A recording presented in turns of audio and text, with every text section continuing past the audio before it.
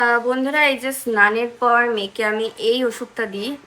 মানে এতটাই গরম ওই হাওয়াটা, ওদের কিন্তু স্কিন জ্বলে যাওয়ার চান্স থাকে। শুধু ধাপ ধুপ করে পড়তেই থাকে আমার মেয়ে। দেখি দেখি কে খায় কে খায়। তেত্তি তেত্তি।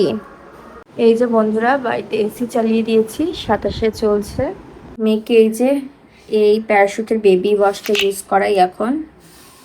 সন্ধ্যাবেলায় এই যে বসেছি আমরা প্রার্থনা করতে আর একটু টিফিন করতে। বসে পড়েছি মেয়েকে স্নান করাতে।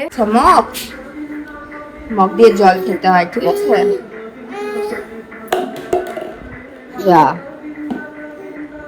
বন্ধুরা, এখন আমি মেয়েকে স্নান করাচ্ছি। ওকে কেন আমি মুড়ি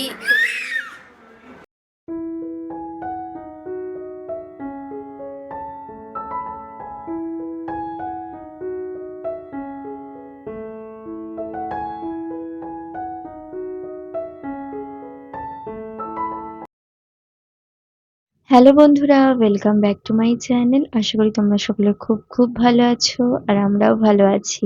আজকের ব্লগটা আমি এখান থেকেই শুরু করলাম। ভালো লাগলে অবশ্যই একটা লাইক করো, আর যারা আমাদের চ্যানেলে নতুন তাদেরকে বলবো অবশ্যই চ্যানেলটিকে সাবস্ক্রাইব করে আমাদের পাশে থেকো।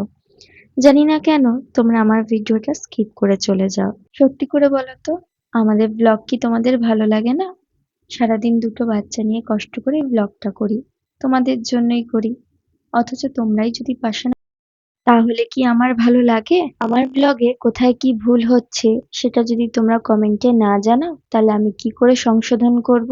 তোমরা একটু বলো তো। আজকের ব্লগটা এখান থেকেই শুরু করছি। সকাল ওই 12টা মতন বাজে, মেয়েদেরকে স্নান করাচ্ছি।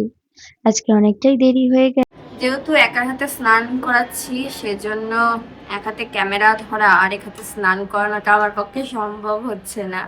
আর আমার দুখানা ট্রাইপডই ভেঙে গেছে। চলো স্নান করিয়ে নিই, তারপর আবার তোমাদের সাথে দেখা হচ্ছে। আর ওই যে ওপরে দেখো, সেরুকে বন্ধ করে রেখেছি আমি, কারণ বাচ্চাটা এখন আমি স্নান করাচ্ছি তাই। আর এই যে আলট্রা D3। আর এই বাবুরামকে দেখো, এই যে গুগলি গুগলি হচ্ছে বাক্স নিয়ে খেলতে ব্যস্ত। এখানে সমস্ত ওষুধপত্র থাকে। আর্নিকা, যেটা আমার সবসময় দরকার, প্রত্যেক দিনই ওকে আর্নিকা খাওয়াতে হয়। এখন এই যে D3 খাওয়াবো ওকে। 1 বছরের নিচে বাচ্চাদের 10 ফোঁটা করে খাওয়ায়, সমস্ত ওষুধই 10 ফোঁটা করে খাওয়ানোর নিয়ম। তা সেই হিসেবে 10 ফোঁটাই দিই। দেখি পুকু দেয়, পুকু বলছি কেন, গুগলি গুগলি নো নো নো, এখন সব ধরে উল্টিয়ে দিল। মেয়ে আমার এই যে ওষুধের এই ড্রপারগুলো খেতেও খুব ভালোবাসে, এই একটা হাতে। হ্যাঁ, এগুলো শুধু চিবায়। এখন দাঁত উঠছে তো হালকা হালকা, চলো মাথাটা আছড়ে দিই।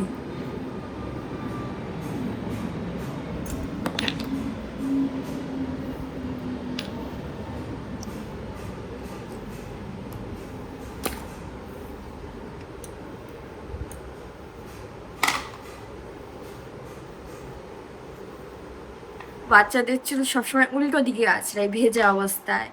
তা অনেকে বলে আবার যে কেন এরকম ভাবে আছড়াও, কেন ঠিকভাবে আছড়াও, তুমি আছড়াতে পারো না, অনেকে বলে। তা আমার কথা হচ্ছে, না, ভেজা অবস্থায় যদি আমি চুলগুলো উল্টো দিকে আছড়াই, তাহলে কি গোড়াগুলো ফাঁকা ফাঁকা থাকবে, একটু আলগা আলগা, তাহলে খুব দ্রুত শুকিয়ে যাবে। আর যতই মোছো না কেন, বাচ্চাদের চুল কিংবা বড়দের চুল সবসময় কিন্তু চুলের গোড়া ভেজাই থাকে, খুব ভালোভাবে মোছা যায় না।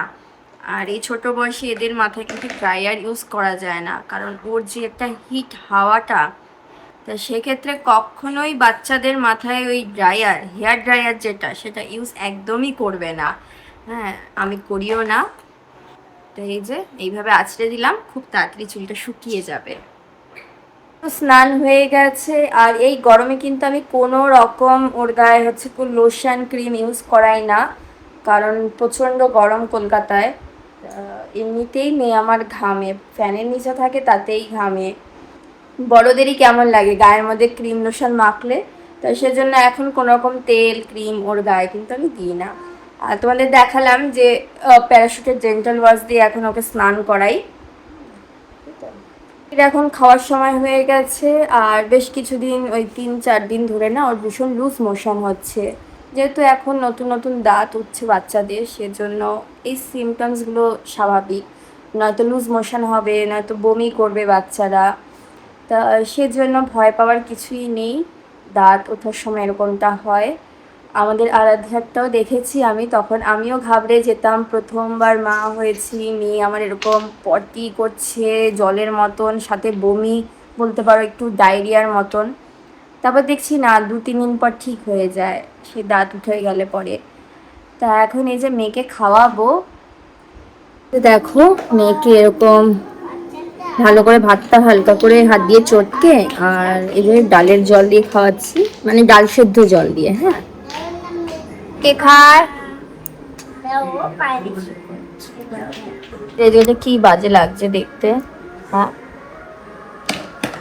আসো না গুগগুলি, গুগগুলি কই, মা কই? দেখছো, এটা কাচের শিশি। হ্যাঁ, এটা ভাঙলে কি হবে, তাই না? তাই ডাক্তার বলেই দিয়েছে যে এই মুহূর্তে ওকে কোনো রকম সবজি তরি তরকারি এগুলো খাওয়াবেন না, এমনকি ফোড়নের ডালও খাওয়াবেন না, শুধু ডাল সেদ্ধ জল দিয়েই ভাত খাওয়াবেন। আর দুধ দই এখন পুরোপুরি বন্ধ ওর। তা দুধ ছাড়া তো দেখছি আমার মেয়ে একদমই থাকতে পারে না, ঘুমানোর সময় দুধ খোঁজে। তা তখন ওই মাঝে মাঝে কী করি, রাত্রির বেলা একটু পাতলা করে ওর দুধটা ঘুলিয়ে দিই, যেহেতু ফর্মুলা মিল্ক খায়। যে কোয়ান্টিটিতে দেওয়ার কথা সেটা একটু কম দিই আমি। দাঁড়াও, খেতে খেতেও বদমাশি করে বেড়াচ্ছে, ভাত খেতে খেতেও দুষ্টুমি করছে। কিন্তু আমাদের গুলগুলি দুপুরে লাঞ্চ করছে, ওই দুপুরে 1টা মতন বাজে। হ্যাঁ, অন্যান্য দিন আমি সকাল সকাল স্নান করিয়ে দিই, 9টার মধ্যে স্নান হয়ে যায়। আজকে যেহেতু দিদি বাড়িতে রয়েছে, তাই দুজনে মিলে একসাথে স্নান করেছে, ওর জন্য একটু লেট হয়ে গেছে। স্নান করতে করতে ওই 12টা বেজে গেছে প্রায়। তা চলো মেয়েদেরকে খাইয়ে নিই, আবারও তোমাদের সাথে দেখা হচ্ছে। এই দেখো বন্ধুরা, এসি চালিয়ে দিয়েছি, এখন ঘড়ির কাঁটায় দুপুর 2টো মতন বাজে। হ্যাঁ, আর এই যে মেয়েরা ঘুমোচ্ছে। তোমার হচ্ছে বাইরে এত গরম, তো ছোটো মেয়ে আমার মোটে ঘুমাতে পারে না দুপুরবেলা, এত গরম লাগে কি বলবো। কালকে তো সে ভোর 5টায় উঠেছি, তারপর থেকে টানা জাগা রাত্রি 10টা পর্যন্ত আমি। মানে আমার ছোটো মেয়েও ঘুমাচ্ছে না, আমিও ঘুমাতে পারছি না, সারা দুপুরভর ঘুমাইনি। আর বিকেলবেলায় কী করে শোবো, যেহেতু বড়টাকে পড়ানোর থাকে। তাই সেজন্য আজকে কী করেছি, ঘুম পাড়িয়ে দিয়ে এখন এসি চালিয়ে দিয়েছি, হালকা হালকা একটু ঠান্ডার মধ্যে ঘুমাবে ভালো। হ্যাঁ, যেহেতু 27-এ চলছে, খুব একটা ঠান্ডা হাওয়া লাগবে না। তা চলো সেই ফাঁকে আমি স্নানটা সেরে ফেলবো। এখন স্নান করে এলাম। হ্যাঁ, প্রায় 3টে বেজে গেছে স্নান করতে করতে।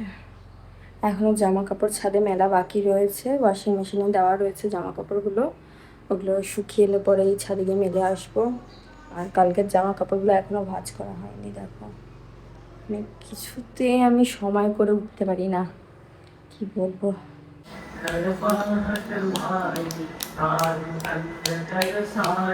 বন্ধুরা, এখন এই যে ঠাকুরের গান চালিয়েছি, সন্ধ্যাবেলায় আমাদের সন্ধ্যা প্রার্থনা থাকে, যারা অনুকূল ঠাকুরের দীক্ষিত তারা জানে।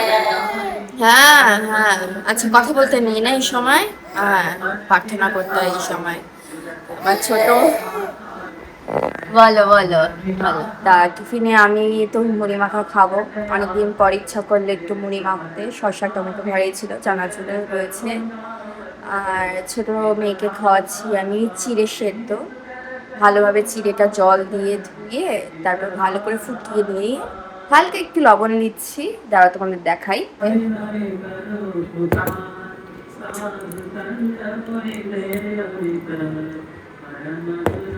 আর এই হলো আমাদের মুড়ি মাখা,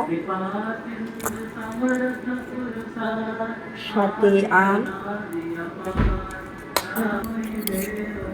এই যে কে খায়, কে খায়, কে খায়, দেখো দেখো দেখো।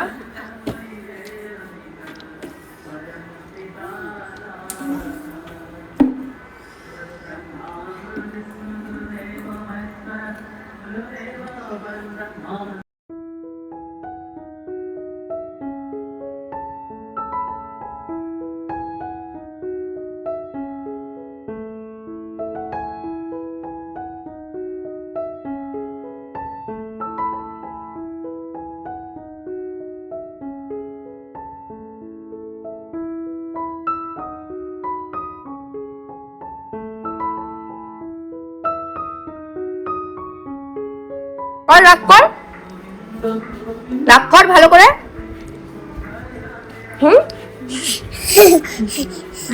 দেখে রাগ করা বলে। তুমি না খাচ্ছ তো, তুমি তো চিড়া সেদ্ধ খাচ্ছ। দেখো দেখো দেখো, ওরে বাবারে, পায়ের উপর উঠিয়ে দাঁড়ালে জাগিয়ে লাগে না আমার পায়ের মধ্যে।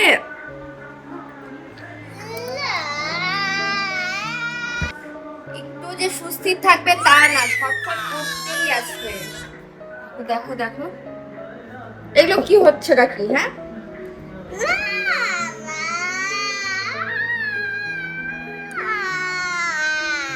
মানে একদম চুপচাপ থাকে না, সবসময় ছটফট ছটফট করতেই থাকে। এখন দিন যাচ্ছে, যত বড় হচ্ছে তত যেন দুষ্টুমি বাড়ছে।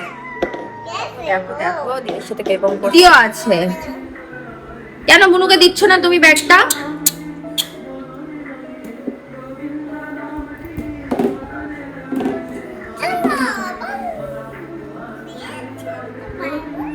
ব্যাগ নিয়ে কি করবে তুমি? ব্যাগ বল খেলবে? ব্যাস হয়ে গেল ওর খেলা।